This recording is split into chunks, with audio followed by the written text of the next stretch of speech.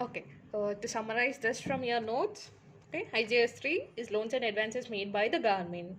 Okay, so first point that you had to write, like in that they have given is this standard shall apply only to government accounts which are government accounts maintained on cash basis. That we have seen IGS is all applicable to only if the government is following cash basis. So the extra point that they included, like they are specifically writing that this IGS 3 apply only if government is maintaining accounts on cash basis. Okay, and as I said, which article, as per article 293, government is empowered to make loans. Okay, so this is the second point that you can write. So what it is giving, union government is giving financial assistance to your state government, foreign government, government companies and corporations, non-government institutions and local bodies and government servants. So for all these, the union government is giving financial assistance. From where they'll give? Obviously from consolidated funds of India, that we have seen in consolidated funds of India. What are all the sources and what are all the applications that will be done. So in applications, this will come. So they are giving financial assistance to all this. So this financial assistance for plan can be plan assistance or non-plan assistance, and for what purpose? For purpose is for developmental or non-developmental purpose they'll be giving. And when it comes to state government, the state government point is not there, foreign government is not there. So government companies and corporations is giving, state government is giving financial assistance, and as well as to non-government institutions, local bodies, government servants, and also extra, that is cooperative institutions only for state government that they included. Okay, so this is about the introduction part of the loans and advances made by the government. So this you have to write in the exam, how to write that I said that particular answer, right? So refer that once, so that only for wordings purpose. Okay, refer that once. And what's the main objective? Why this IGS 3? So this divided into objective, scope and recognition, measurement and disclosures. Okay, so first thing is objective. So why IGS 3? Why means how to recognize in your books, at what value you need to measure, okay, what are disclosures you have to make. All this will be given by the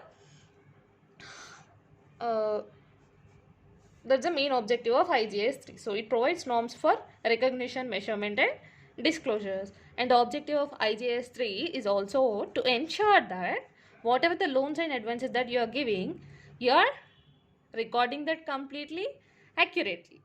Okay, so completeness means full, accurately means correct amount.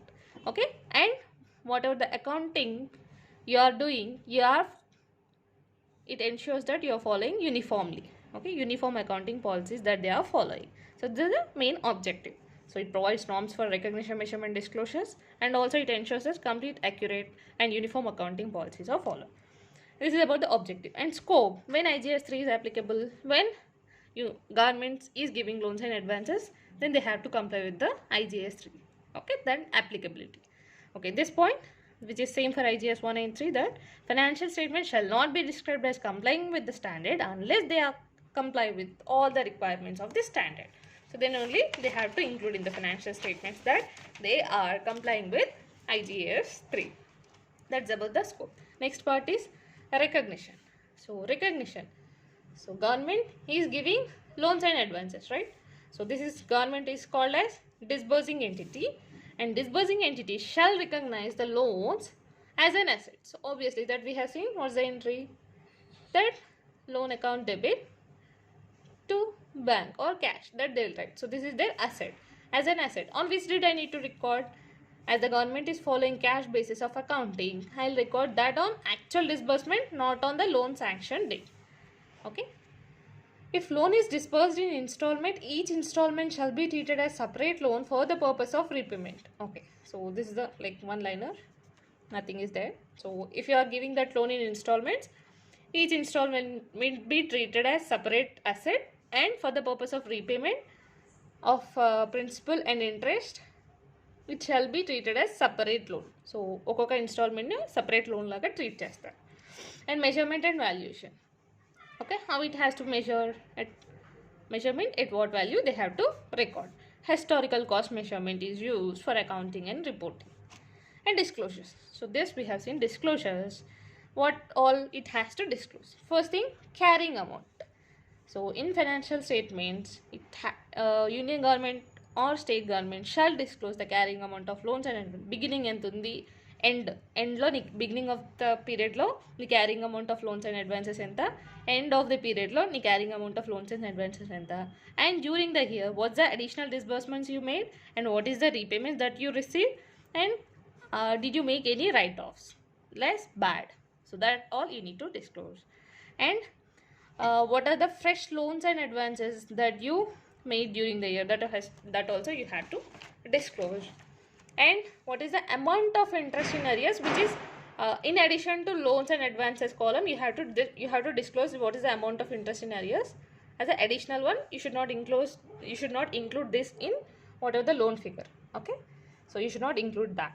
You have to show this separately. And in financial statements, under loans and advances, it has to disclose under loans and advances first thing about summary and details. So summary of loans and advances, loan wise summary, sector wise summary, and also what is the summary of repayment in arrears from whom, governments, and from other loaning entities. For state governments under, because it's not giving to governments, only loaning entities. So remaining two is same. And a detailed statements. So this is about the summary. Then they are talking about the detailed one. So details means major head and what is the repayment in arrears from the government and repayment in arrears from loaning entities. So ఇక్కడ ఉన్న వాటికి డీటెయిల్గా చేయమని చెప్తున్నాడు. Major head and minor head, ఇక్కడ only major, ఇక్కడ major and minor. And repayment in years from governments ఇక్కడ ఉండదు because they are not given to governments. And repayment in arrears from loaning entities you have to disclose. So this is about the disclosure. For IGS 3 they are not focusing more on disclosure parts. This is only objective scope, the introduction part they are asking. Okay, so thank you guys.